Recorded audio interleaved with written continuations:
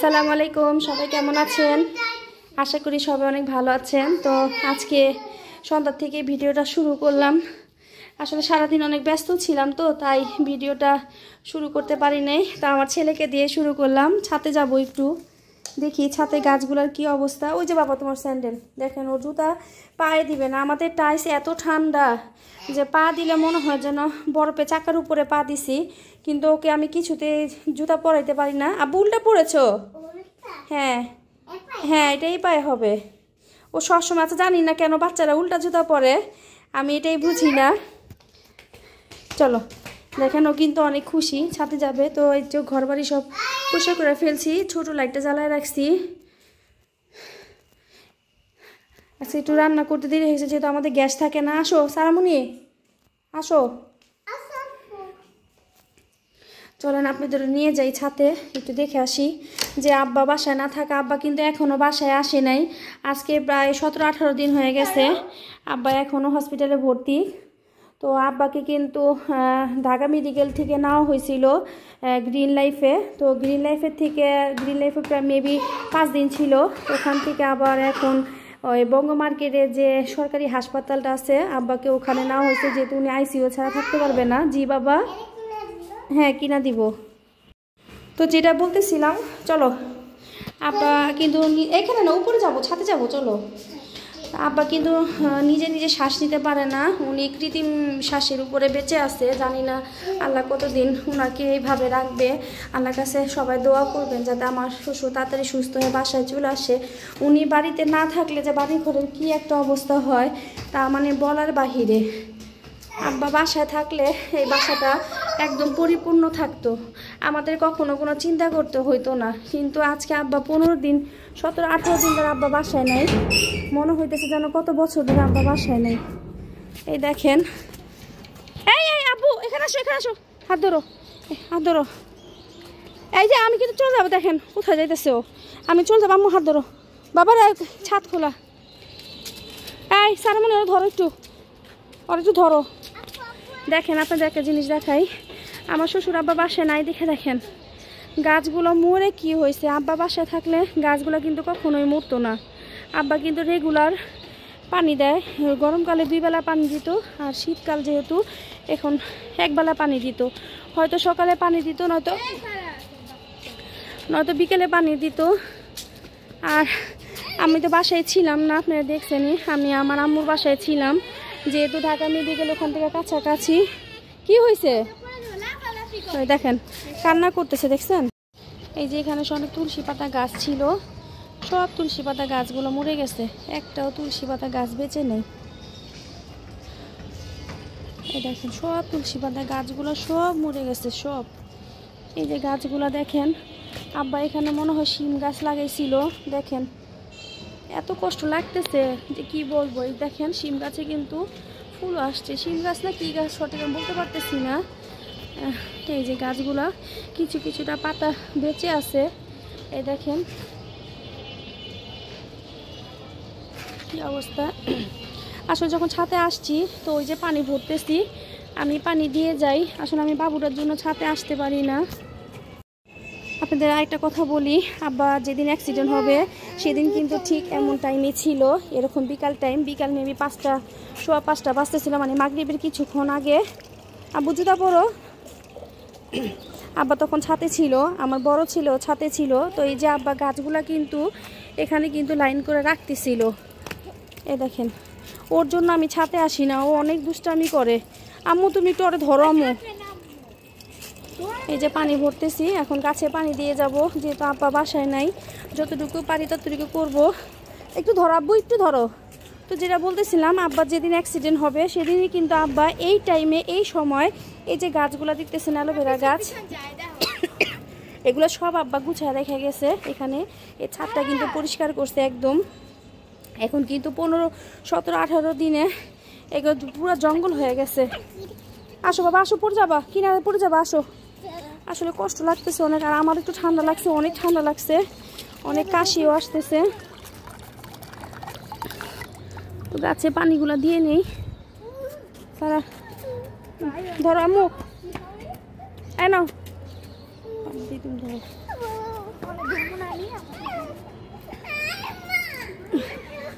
আসলে এক হাতে ধরা যেতেছে না। দেখেন আমার ছেলেটা কিন্তু অনেক বিরক্ত করে। দেখেন ওই দেখেন কি করতেছে ওর বোনের সাথে। ছাদটা আমাদের খোলা যেহেতু, এর জন্য আমি সহজে ছাদে আসি না। আজকে আসলাম কেন জানি মনটা অনেক চাইতেছিল যে না একটু ছাদে যাই। এ দেখেন আমার শ্বশুরের বেদানা গাছটা, আমি কিন্তু আপনাদের বেদানা গাছটা দেখাইছিলাম, এখানে অনেক বেদানা ধরছিল। দেখেন সব বেদানা দেখেন, বাদুড়ি খাইছে না পাখি খাইছে দেখছেন। দেখেন অবস্থা। আল্লাহ তুমি আব্বাকে সুস্থ করে বাসায় নিয়ে আসো আল্লাহ।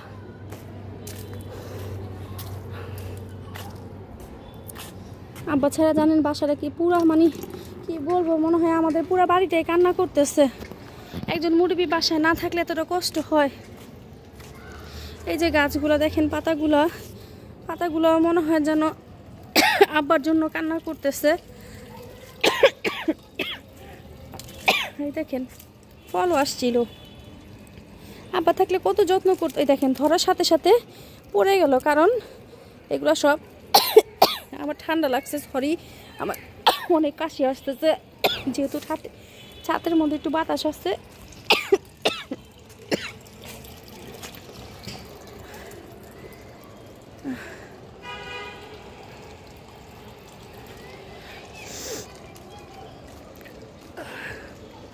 এই হচ্ছে আমাদের এলাকা। আসলে এখন অনেক বিল্ডিং উঠে গেছে। এই যে বাসায় ছাতেও কিন্তু অনেক গাছ ছিল, একজন ভাড়াটিয়া ছিল, উনি অনেক গাছ লাগাইতো, এখন হয়তো বা ও চলে গেছে, এই জন্য গাছগুলোও নাই। আর এগুলো কিন্তু সব বেগুন গাছ। আব্বা নিজের হাতে বেগুন গাছগুলো লাগাইছিল, বলছিল যে রোজার মধ্যে আমরা সবাই বেগুন খেতে পারবো। কিন্তু দেখেন গাছগুলোর কি অবস্থা। দেখি যতটুকু পারবো গাছে পানি দিব। আবার আপনাদের সাথে কথা বলতেছে যে ওর জন্য ছাদে থাকাই যাবে না। দেখেন ওর অবস্থা দেখেন। আপু তোমাকে মারবে।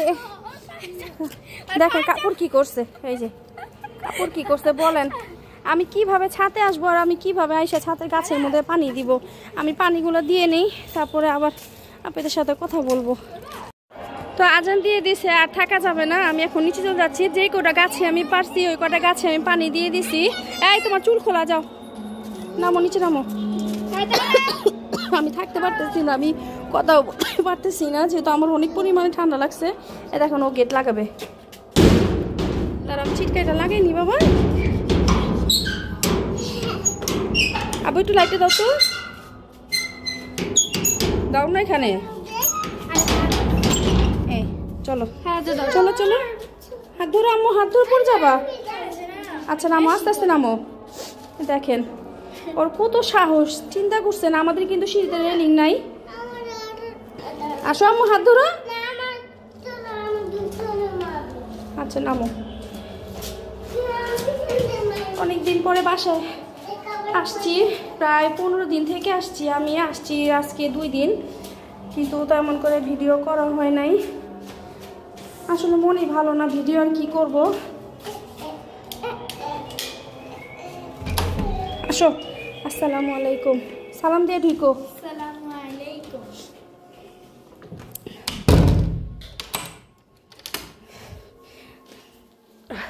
তো আমার বাবু কিন্তু এখনও খাওয়া দাওয়া করে নাই, আমি এখন ওকে খাওয়াবো। তো আসেন দেখি আজকে কি রান্না করছি। আজকে আমার 3 বাচ্চা বলতেছিল মা একটু, হ্যাঁ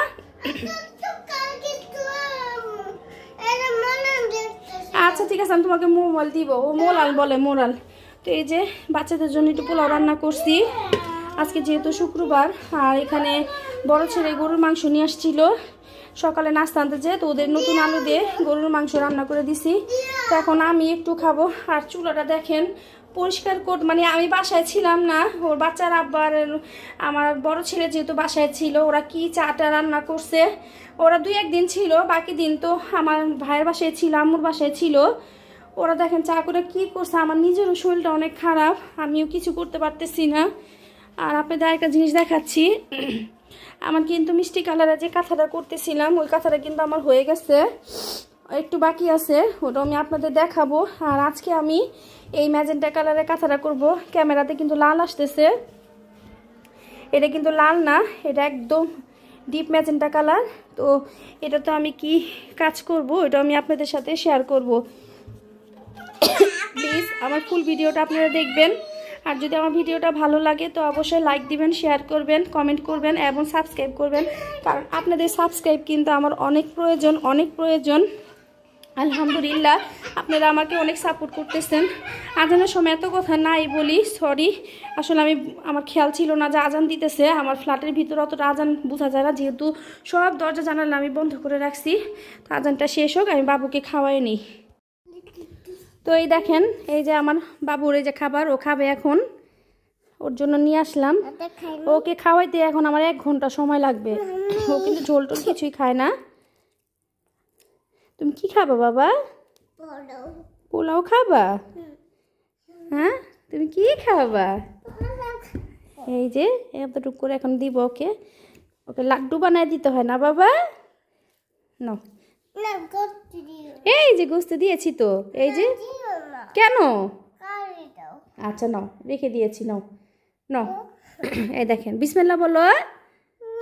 আল্লাহ, বিসমিল্লাহ বলতে হয় তো বাবা, বলো। আমি তাহলে তোমাকে আই লাভ ইউ 2 কিনে দিব, 5টা কিনে দিব, 5টা। চশমা কিনে দিব, তাহলে বলো বিসমিল্লাহ। চকমা কিনে দিব? আচ্ছা তাহলে বিসমিল্লাহ বলো। হ্যাঁ বলো।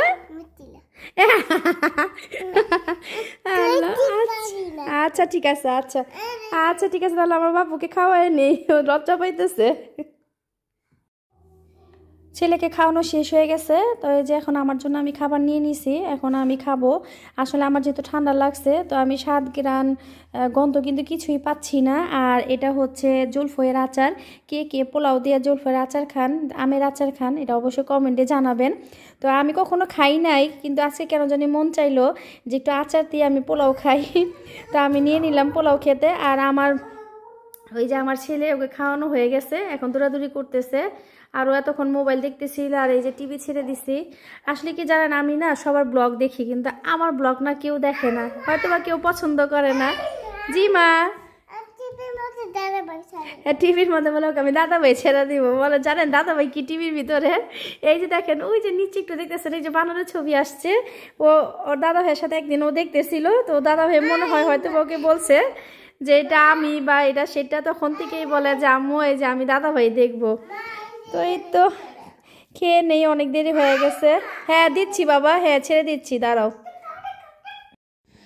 আমার খাওয়া দাওয়া শেষ হয়ে গেছে, তো ছেলেকেও খাইয়ে দিছি। তো ছেলে দেখেন ঘুমায় গেছে, একদম ঘুম। আজকে রাত্রেও আমাকে অনেক বিরক্ত করবে, যেহেতু এখন ঘুমায় গেছে। আর মশারিটা টাঙায় দিছি, কারণ এখন যেহেতু শীতকাল, এখন কম বেশি সব জায়গাতে অনেক মশা। তো বাবুটাকে ঘুমাইতে দিবে না। ওর ছোট মশারি আছে, ওটা একটু ময়লা হয়ে গেছে, ওটা আমার ধুইতে মনে নাই, তো ওটা ধুয়ে দিব। এটার জন্য এখন বড় মশারিটাই লাগিয়ে দিছি। আর আমি বারিন্দার লাইটটা জ্বালিয়ে দিছি, কারণ ঘরের লাইটটা বন্ধ করে এই যে বারিন্দার লাইটটাও জ্বালিয়ে দিছি আমি, কারণ এখন সন্ধ্যা হয়ে গেছে, সন্ধ্যা প্রায় 6:30 বাজে। বাইরে দেখেন ঠান্ডা ঠান্ডা পরিবেশ। এখন পর্যন্ত কিন্তু ঠান্ডা অনেকে কম পড়ছে, জানি না হয়তো বয়স শেষের দিকে একটু ঠান্ডা বেশি পড়তে পারে। তো আমি বাসায় যে কদিন ছিলাম ওই কদিন ঠান্ডা খুবই কম লাগছে, কিন্তু এই বাসায় আসার পরে আমার কাছে মনে হইতেছে যেন ঠান্ডাটা একটু লাগতেছে গায়ে, জানি না কেন। আমি এখন এটা একটু ফাঁকা করে রাখবো, যাতে লাইটটা নিভিয়ে দিলে বারিন্দার আলোটা ঘরে আসে। তো আমি এখন আমার কাজে চলে যাব, যেহেতু ছেলে ঘুমায় গেছে। রান্না বান্না তো আজকে তাড়াতাড়ি করে ফেলছি। ওকে আমি এখন লাইটটা বন্ধ করে দিব। এই দেখেন ওই যে বারিন্দার আলো আসতেছে, তাহলে আর ও ডিস্টার্ব হবে না। ও এখন ঘুমাক। ও সরি, আমার একটু কাজ আছে। তো লাইটটা নিবানোর আগে আমার জিনিসপত্রগুলো নিতে হবে। আমি হাতের কাজ করি যেখানে পারি, রাত্রেবেলা তো আমি হাতের কাজ করি। দেখেন এই যে কাঁথা, আর এই যে আমার মোবাইল স্ট্যান্ড, আমি কিন্তু এটার মধ্যে রাইখাই কিন্তু কাজ করি। তা আসেন চলেন আপনাদেরও দেখাবো। তা আমি এখন চলে যাব ছোট ঘরে, আমার কাজের স্থানে। ওখানে আমি যেখানে বসে কাজ করি, আসলে বসে কাজ করি কি, এখানে আমি সেলাই কাজ করি, কাপড় কাটাকুটি করি, সব কিছু এখানেই করি। আর হাতের কাজটা আমি যেখানে পারি সেখানে নিয়ে বসে পড়ি। তো এই তো টেবিলে চলে আসলাম। এই যে কাঁথাটা যখন আপনাদের দেখাইছি, তো আমি এখন আমার এই কাঁথাটা কেমন হয়েছে এটা দেখাচ্ছি। এটা একটু বাকি আছে, তা ভাবলাম আপনাদের দেখাই নিই, তো দেখাচ্ছি। সুইটা খুলে নিই। আমি যে বড় সুইটা নিয়ে আসছিলাম, এই সুইটা দিয়ে কাজ করতে কিন্তু খুবই ভালো। এটা তো আপনারা দেখছেনই যে আমি এটা কোথা থেকে নিছি। তো আসলে আমার গলা ভেঙে গেছে, আপনারা আমার কণ্ঠ শুনে নেই বুঝতে পারতেছেন যে আমার কি পরিমাণে ঠান্ডা লাগছে। আমার অবিরামি কাশি হচ্ছে, তারপর আমি কাশি আটকে আপনাদের সাথে কথা বলতেছি। এই যে কাঁথাটা, এই কাঁথাটা কিন্তু আমার একদম হয়ে গেছে।